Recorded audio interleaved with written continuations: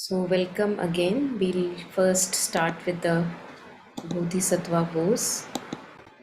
One by one, all of us will take these vows. So yeah, who wants to go first? I'll go. Yeah, please. May I be a guard for those who need protection, a guide for those on the path, a boat, a raft, a bridge for those who wish to cross the flood.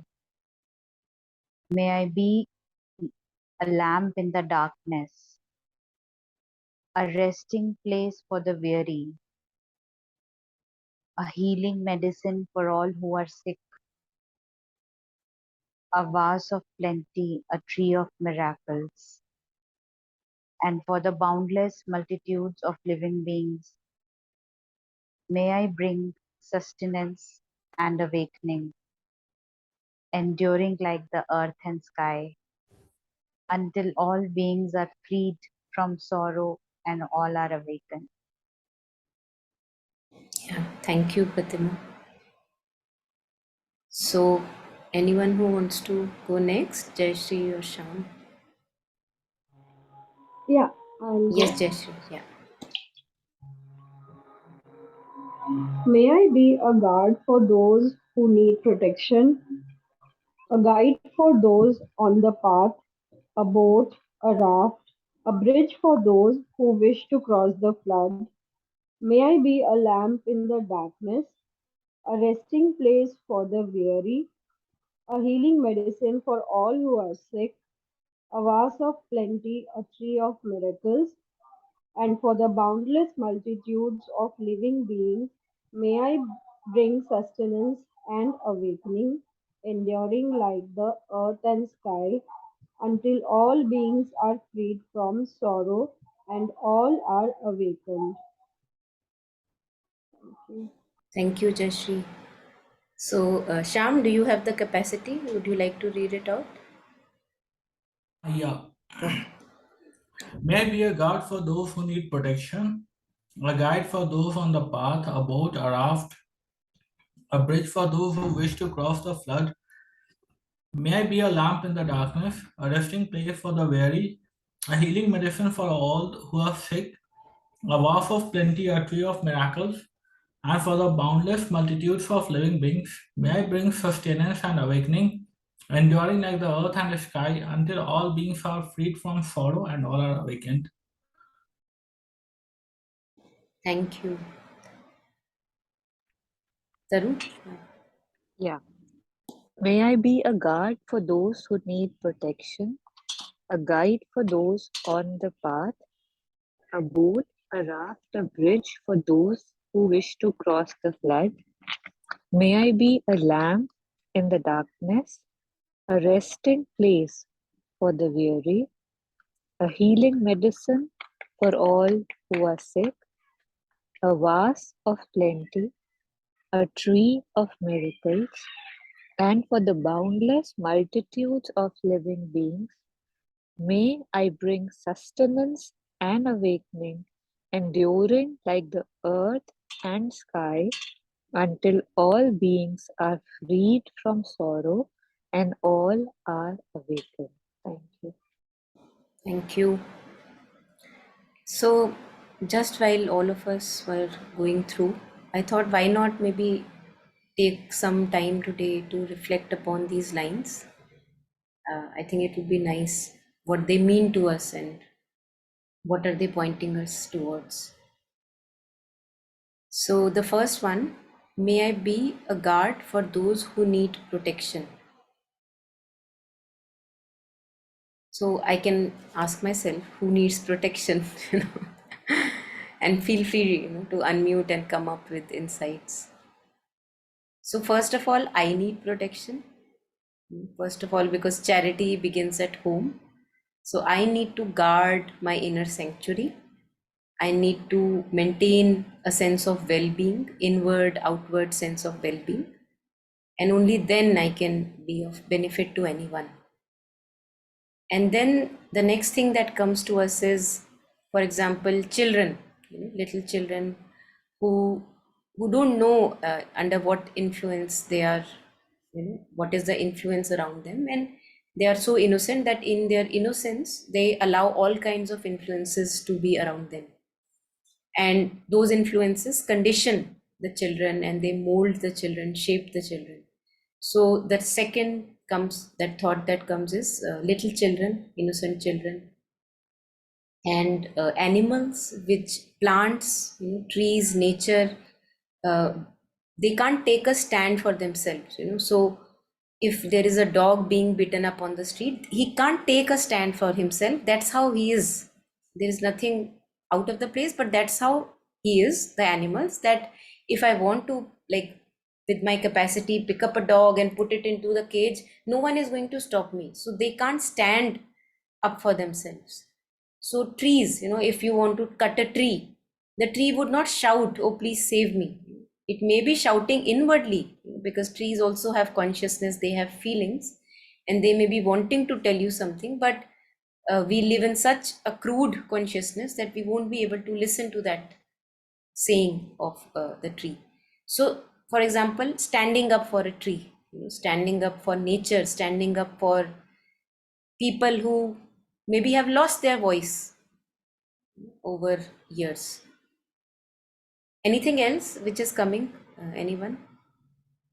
May I be a guard for those who need protection? I think elderly would also come in the same group, especially those people who are at this age that they can't fend for themselves, and they need like childlike nurture and protection they need. So again, may I be their guard. But one must also have the discernment, one must not make other person more handicapped, and maybe lose their strength. So again, that discernment has to be there. Yeah. So that's what is coming to me. May I be a guard for those who need protection.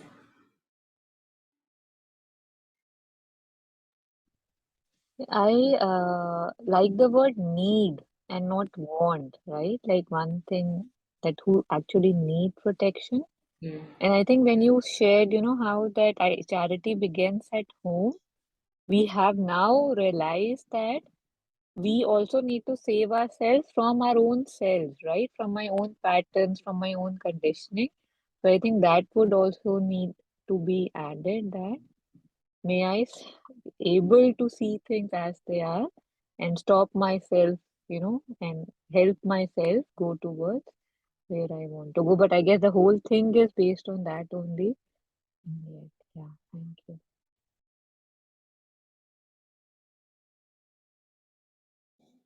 Yeah.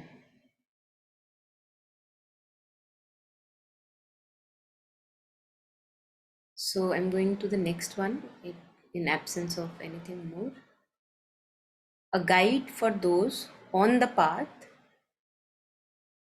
And I think it is also very interesting, a guide for those on the path, a boat, a raft, a bridge for those who wish. Again, I think this would, just like Taru pointed out, that those who need protection and not who want protection, there's a difference.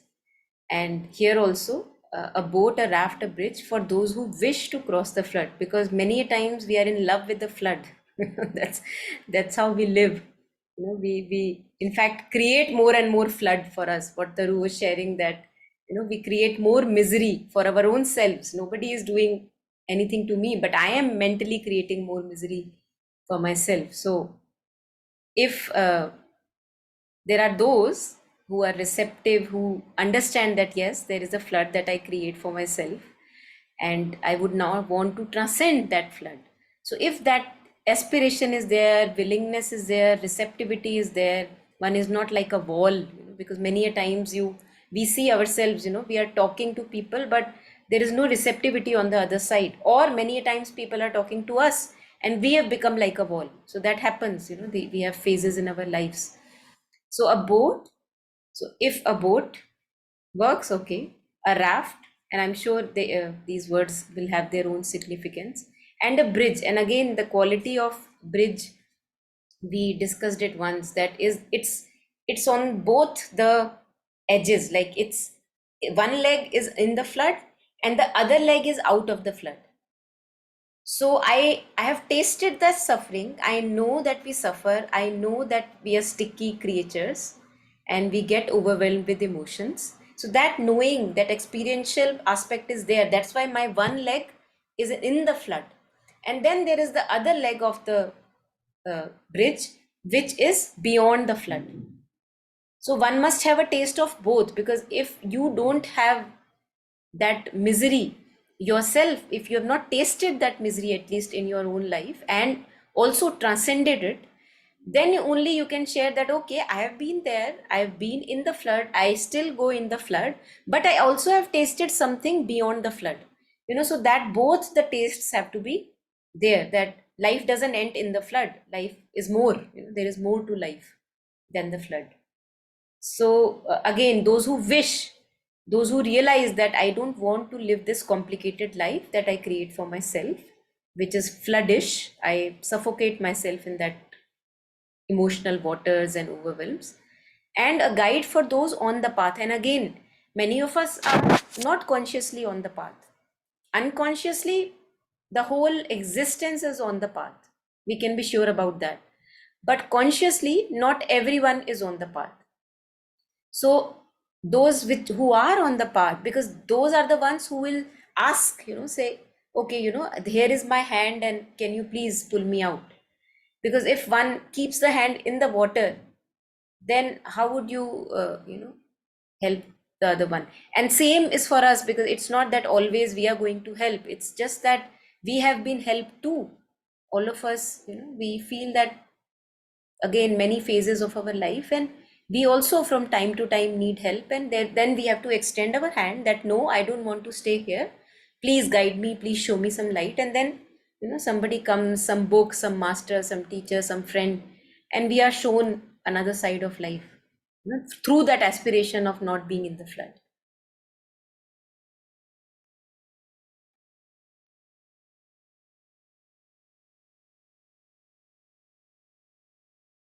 And also, I think the beautiful thing which I see here is a boat is also below the person who is on it, right? A raft is also below, like you're standing on it, and a bridge also, you're walking on the bridge. So you don't mind you being taken for granted there. When there is a true, sincere aspiration, when you are helping people who wish to cross the flood, then you don't want to be something. That a bridge is not asking that, hey, I am the bridge and notice me, please, I am here, see, I helped you. So that thing is not there. He's very happy being not seen, and let the people walk over it or use it as a boat or raft. So I think that aspect of groundedness and humility also, for me, it's kind of visible here also. Yeah, anything to add on, anyone?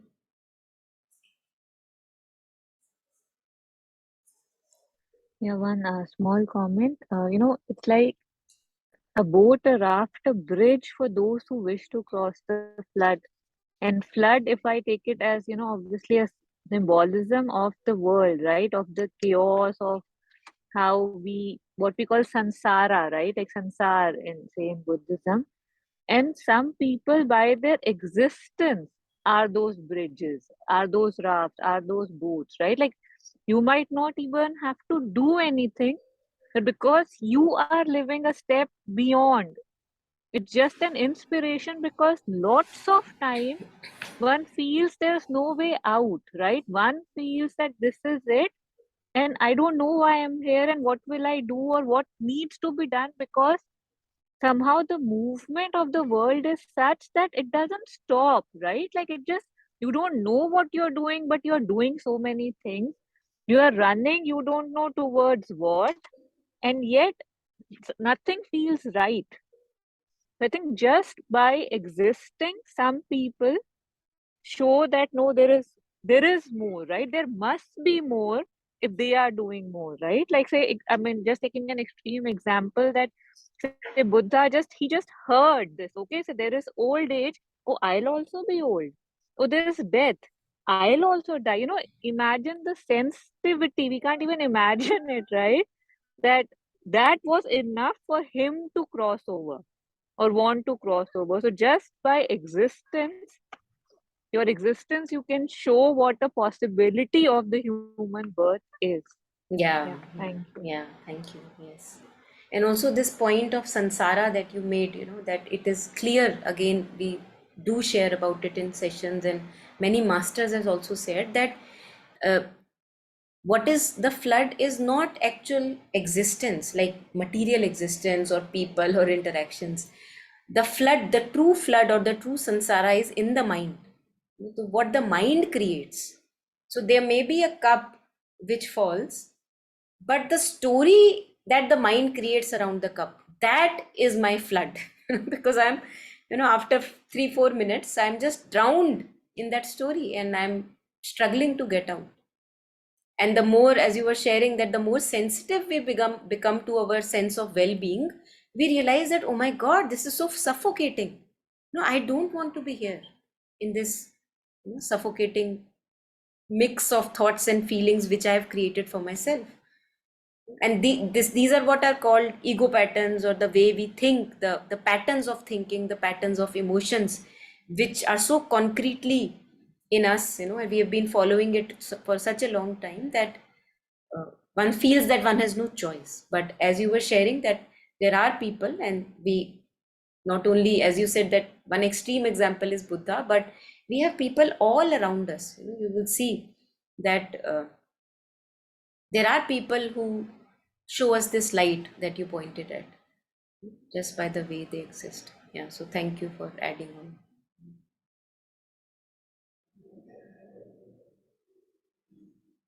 Yeah, so anything more, anyone here on the second one?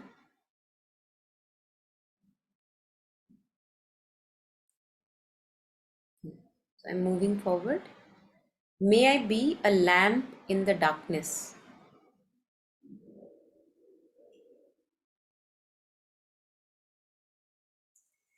So whenever I've read this line, it has actually inspired me, I can say, to not be darkness myself. Because there are times when there is an emotional overwhelm or something happened, and immediately you see yourself again, like, being covered, like a blanket is coming over you, and you're covered with this emotional overwhelm or a cloud of thought. You're going to get covered. And the moment I remind myself of this line, may I be a lamp in the darkness, I think that it has helped me to be very conscious of that blanket of darkness coming, and to be able to reject that blanket completely. And I can say that it really, really has, this reminder from these lines has helped me that no, I have been enough. It's not that I have, and still, there are phases when the darkness still becomes overwhelming.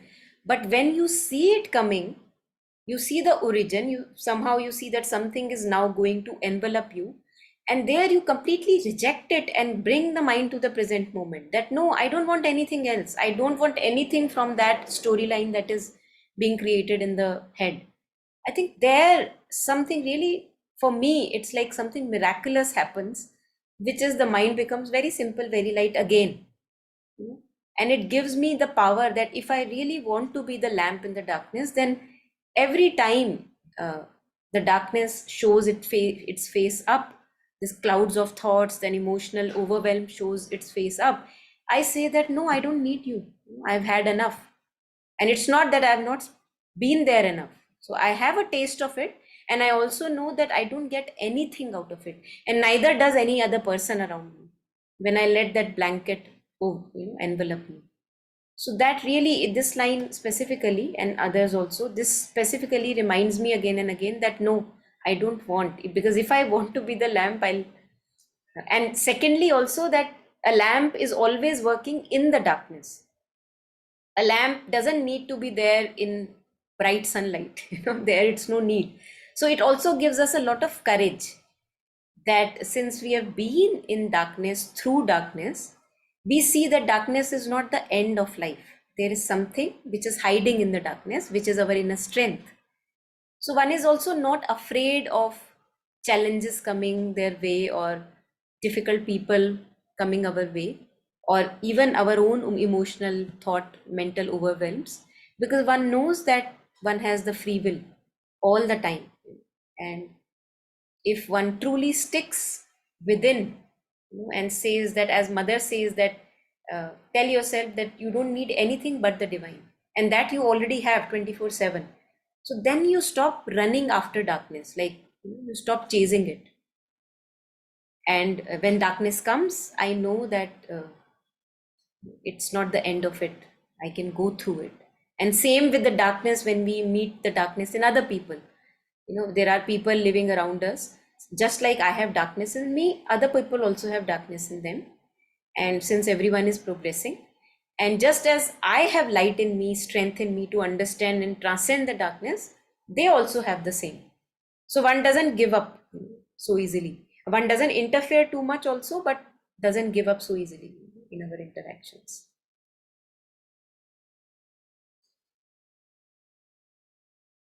Yeah. Anything here? Anyone?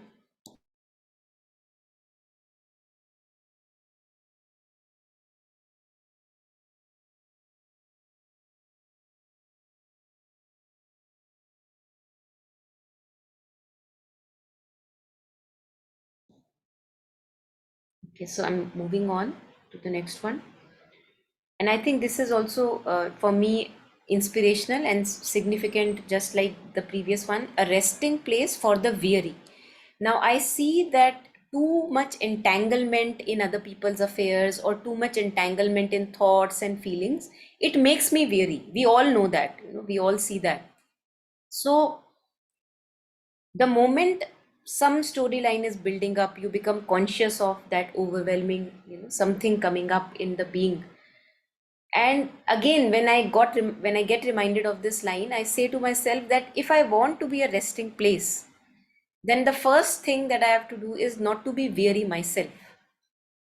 Because if I'm weary myself, then how can I be a resting place? So if I take care of my well-being, if I keep my inner temple, inner sanctity clean, neat, and I myself don't keep begging, because everyone is begging, and everyone wants something out of somebody else or from the life, and we are weary running, as Taru was sharing in the beginning, that we are running, we don't know for what. So we are weary, everybody is exhausted, because we think that this is the way I'm going to get happiness, so let me run after it, and it somehow escapes us ever. And everyone is weary, wanting happiness at places where it does not exist, because we want lasting happiness through relationships, through people, through circumstances, through my job, through my money, and they're all changing phenomena, they all will change. Now we don't realize that just like I am seeking happiness from other people or relationships, they too are the same beggars, they too are seeking lasting happiness. So then when this sudden realization comes that, oh my god, no, I am a beggar, and this sucks, like begging sucks. So many of us are begging. Now I don't want to be that one drop of poison more in that world of begging. So that again, that almost kind of a shock brings me back to the present moment. Whenever a begging or a demand or an expectation, something from life or something from people, this was not done, how dare, all these things arise in the being, I'm able to again say no to it, that not going there, and just resting the mind in the present moment, in the body, with awareness. Simple, keeping it very simple. So again, I'm able to look at it, and I'm able to take that stance of the resting place. Why? Because I have suffered enough. We all have tasted that suffering which comes by running after things. So that gives me inspiration, that can I now be one drop of poison less and become a resting place rather than a begging person, because we see that everyone is begging. Yeah, so anything on this, anyone?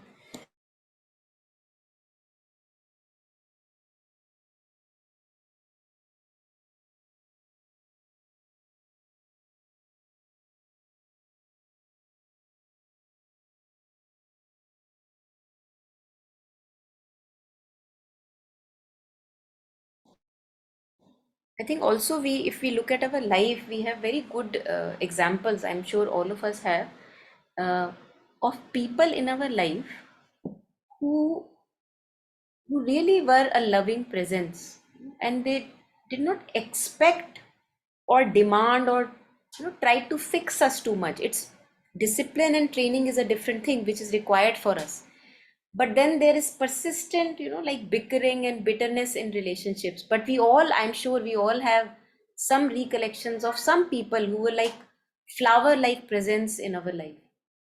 So they had love for us. uh, they can be called resting place, and yet there was no begging from their side. Like that love was unconditional. So I think that those recollections give us really like an inspiration, or of what we can be, what we can aspire to be. And through their presence, they were able to mold us.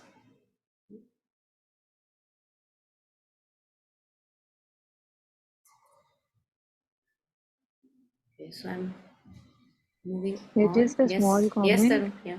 Like even the say a doha of Kabir, say a line from Sri Aurobindo, I don't know, a song from Nanak.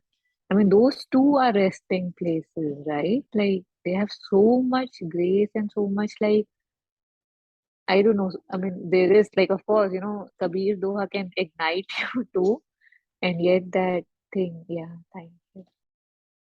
Yeah, absolutely. Yeah, anything else in this? Okay, so I'm moving on. A healing medicine for all who are sick. I think this would again resonate with these three, that the three come together. May I be a lamp in the darkness, a resting place for the weary, a healing medicine for all who are sick. So I think again that if I want to be a healing medicine for all who are sick, then first of all I have to take care that I am not sick myself. There are people, for example, giving an example, there are people who want to work like in war zones, or where there are contagious diseases, or there are doctors there or nursing assistants. So how can they work there? Because they are they have first of all an aspiration to be there. They don't mind the sickness, they want to cure it, but they don't mind it. They have compassion, so they know that this can be healed. Fear, lack of fear is there. And the second most important thing is that they themselves are healthy. That's how I can serve, because if I myself get sick, for example a doctor gets sick in the war zone, how would he able to help? So a healing medicine for all who are sick.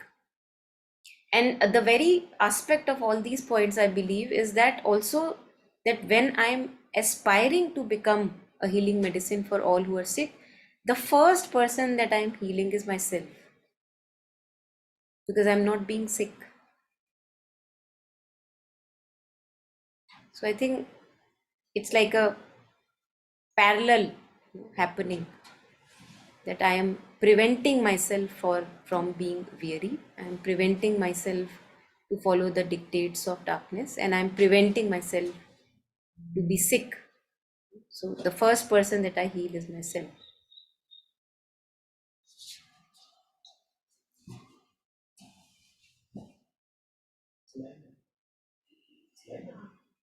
Yeah, and for each sickness there would be a different healing medicine, right? So that also, that discernment is also there, that truth is not a formula. One formula would not work everywhere, and one intuitively knows what kind of healing is needed in this situation, and what kind of words and speech and action is needed in this situation. So again, infinite number of possibilities out of our own intuitive discernment. So anything anyone wants to add on this?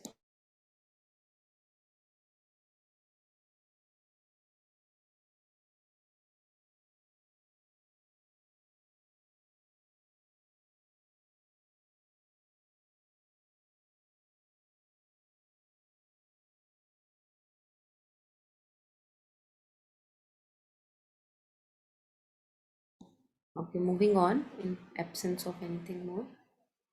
So, a vase of plenty, a tree of miracles.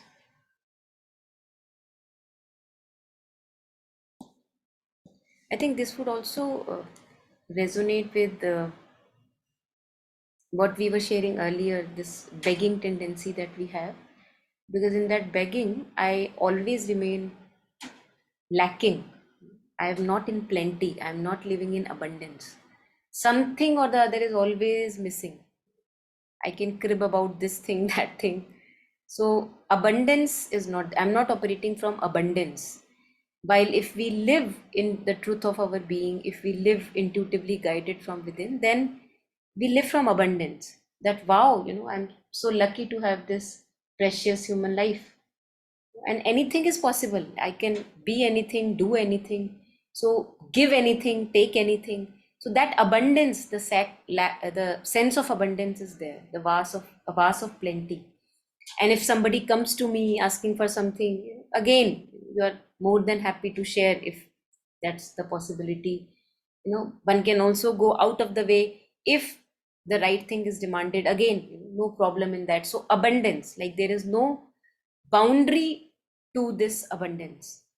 Plenty is, when we have abundance, when we have more than what we need. So a vase of plenty, a tree of miracles. And miracle, as Mother says, is whenever we call anything a miracle, it's something which the logical mind, it cannot understand where is it coming from. So suddenly something happens and we say it's a miracle. Why? Because I don't see what was the whole process beyond it, which was not in front of the logical mind. So for me, it would mean that going also beyond the limited, narrow, constricted mind, then everything is possible. Because the logical mind would say, no, no, no, no, this is not possible. How can you be uh, going out at, say, 2 o'clock in the morning, early morning, I mean to say. But if it has to happen, it has to happen for the right purpose. So miracle is something where it's beyond the senses, beyond what logical rational mind can conceive of. It's beyond that, so that's also a possibility. So again, plenty and miracles, for me, also go together, like abundance and anything on the way of truth is possible. One is not limited by the boundaries created by either society or the logical mind. So anything anyone wants to add here?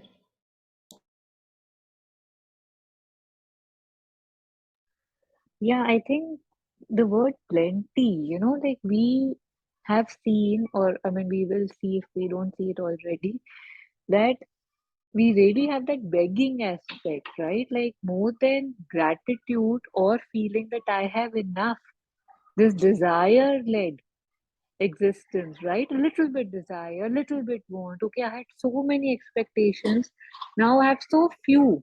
And we keep on justifying that for ourselves, right? That this much to, itna to banta hai, I am a human being after all.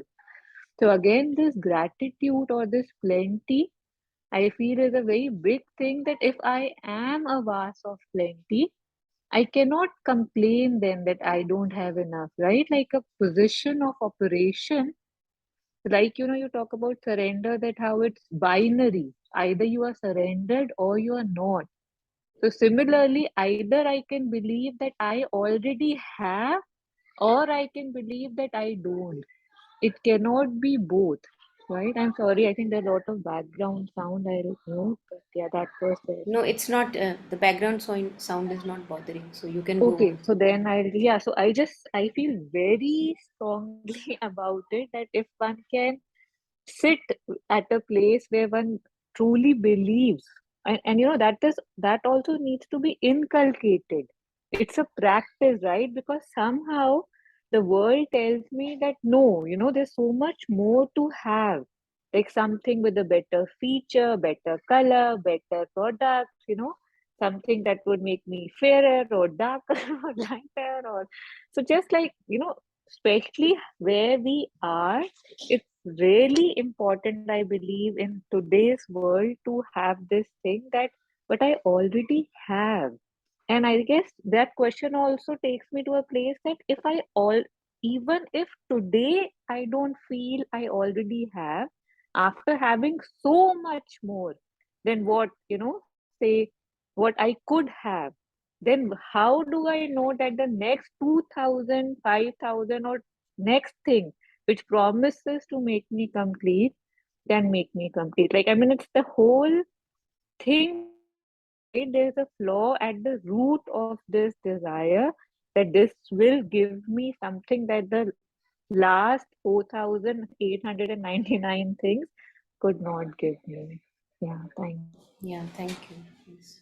And also when we look at, when we really closely look at lives of those people who, for us maybe, have, say, we can say, okay, enough wealth, enough property.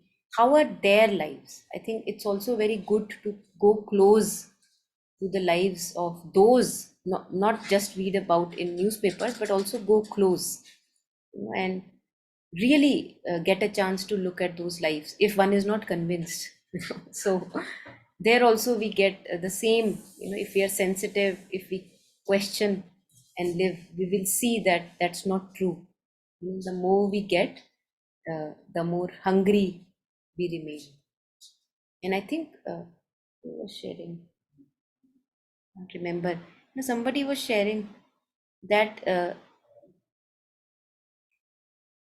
the the most of the people who are really generous are those people who actually don't have enough. If you see socially they may be living like in the minimum of things, with the minimum of money, minimum of whatever stuff, and yet they are the most generous. While the more we accumulate, somehow the aspect of, as you were sharing, the desire and the greed aspect is so strange, that the more we accumulate, as if, the hunger doesn't get satiated, and yet there is still more fear. Okay, what if I lose this? At least, this much I have.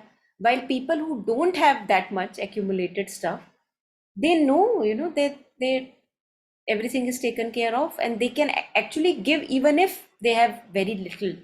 They're not enough to give, even then they can give very generously. So this we see that generosity, uh, people with, in this aspect I'm talking of people with more wealth and big cars, most often than not we see that still one remains a beggar.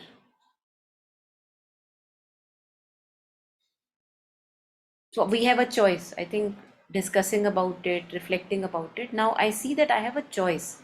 It's like, as you were sharing, that there are modes. Now in this moment, the moment I see myself again getting into the begging mode, I have a choice. If I'm conscious that I'm going into the begging mode, I have a choice. Okay, where do I want to operate from? And this is the aspect of so called, when we say free will.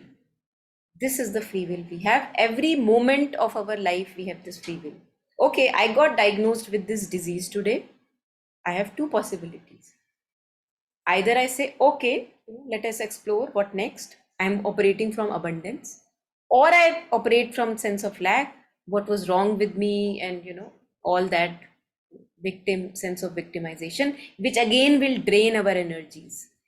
And when our energies are drained, it's a sure short way to get to know that that's not the right track for me. Because when we begin to follow the right track, it gives us energy. Looking at my weaknesses, becoming conscious of them, transcending them, stepping back from desire, all this, whoever has experimented, with these things, we see that this will give us energy.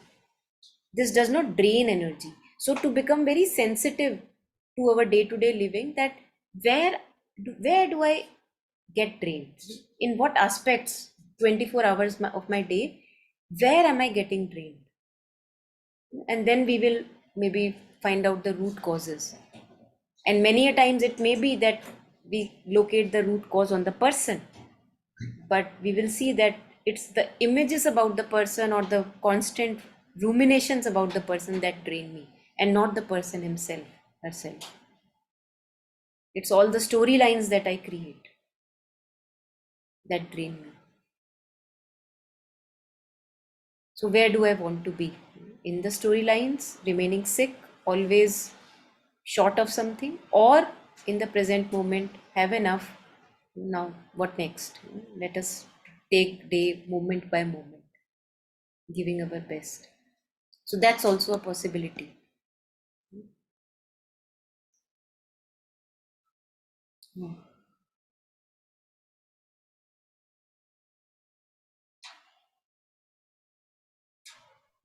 Yeah, this point that you made about, people generous, like they usually have less. So, as in, our association with the word enough or generosity is always materialistic, what I have. And maybe I keep comparing, right? And that never feels enough, no matter how much you have. And I remember, like in Art of Living, Sri I think used to say that no matter what you're earning, you must donate 8% of what you make. Some percentage, I remember it to be 8, as an irrespective of whatever. And 8% doesn't sound much, right? It feels 8%, that's nothing. But if you look at it, we don't even give that much. So again, this enough factor will come from materialistic possessions, but somehow I feel that's a blind we all are wearing. That's something that we take it for granted, or it seems very obvious, but it's not. Like, it's not material, it's more a mental or a heart thing about where one is and what one can do with what one has. Thank Yeah, you. yeah.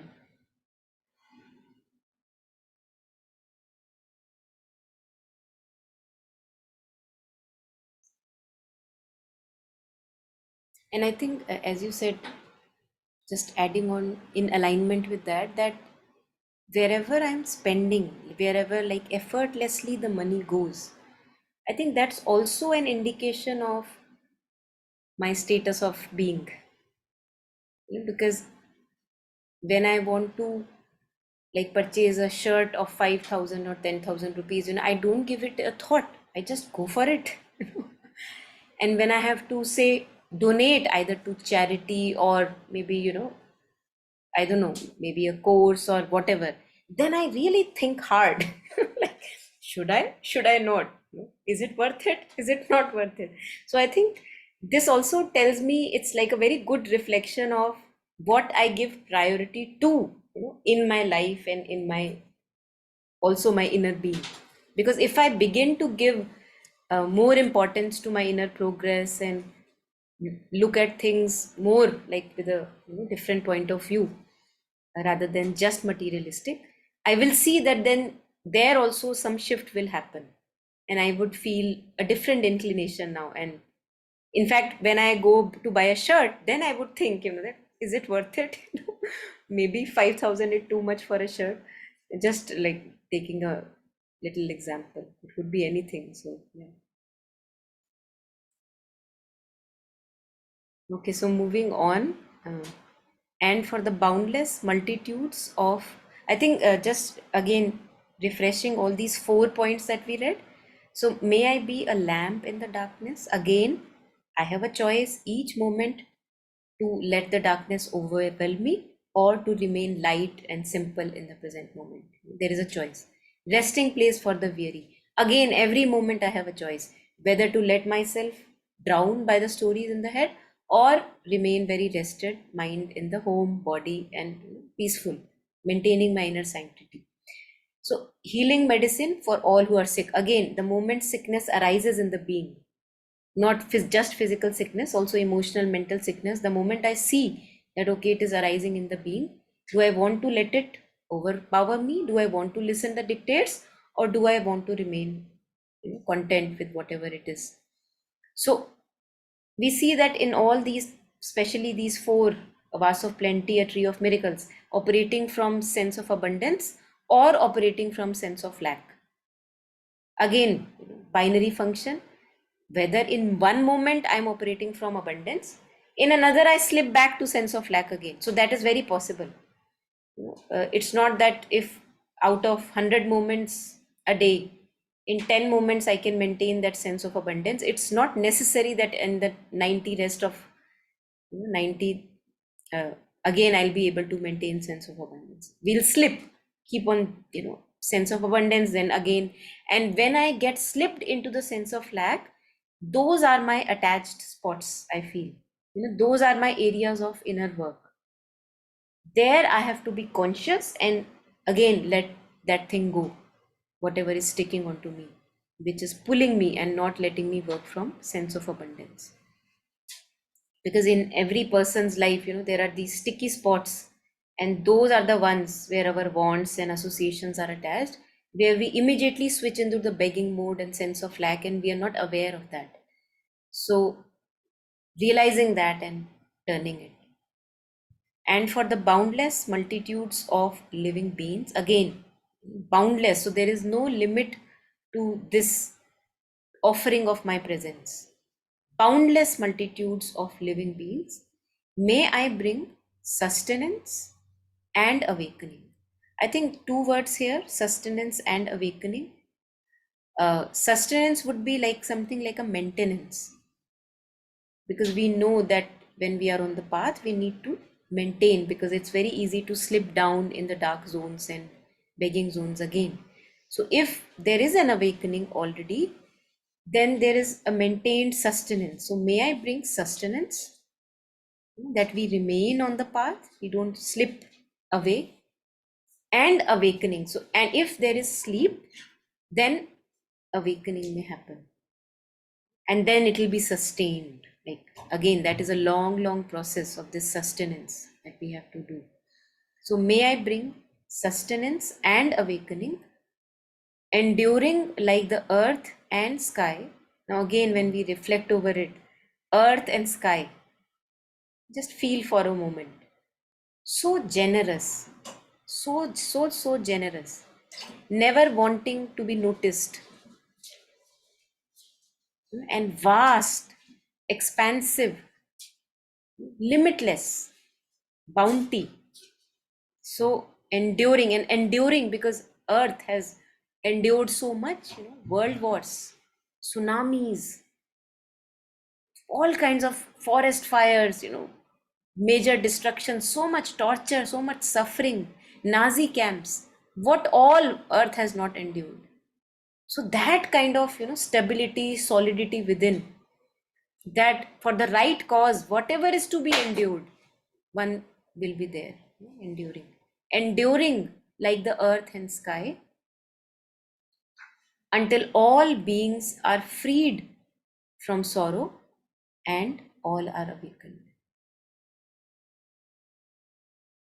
And on this, I am remembering one talk, I won't be able to remember exactly which one, by Dr. Alok Pandey, where he was sharing that, when we are just very too much focused on our individual progress and which realization I have got and what chakras are opened, then we reach the first. Okay, we reach the first. But then the divine is not very happy. So he was just creating like an imagery. He says that, why are you here? Because, go fetch the other ones. And when you are the last one to get on the boat, then there is contentment. That there is no rush to reach to any particular realization, opening of this and that chakra, that everything is secondary. That may happen, may not happen, we are not concerned. What I am concerned is this constant choosing, what we were seeing, that it is a choice every moment, constant choosing of light over darkness, so that at least I become one drop of poison less. Why will I be convinced? Because I've been the poison myself, and I know that it makes us suffer, and I don't want to either suffer myself or make others suffer, by begging and by being that poison. So then this motivation and inspiration arises that yes, I'm going to stay because this is joy. This is joy. And it's not that you don't have joy within. It's not that your sense of self now is depending, hey, I am the helper and the savior, and if I'm not saving, then who am I, like identity crisis. Not in that sense, that, because you can't help, as mother says, you can't help but be this flowering presence. That's how we must live. That there is no other choice that you have but with this presence. Whether there are people around or not people around, it doesn't matter.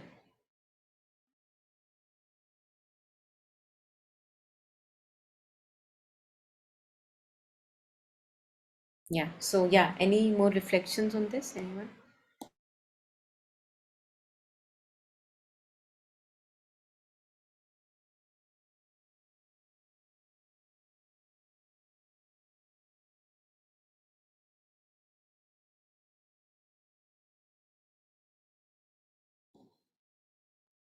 Okay, so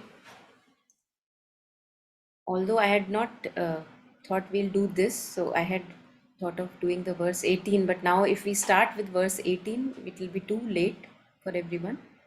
So I suggest that we take verse 18 next time, which was the supreme inspiration is enemies, disease, hindrance, and suffering.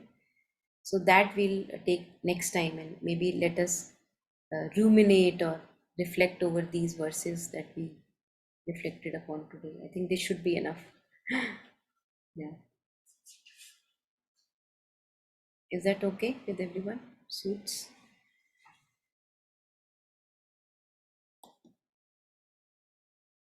Okay, so no news is good news. I think it suits. If there is a, yeah, okay. So I'm assuming there is nothing, and I hope everyone is awake, not sleepy. So, shall we end it here then today?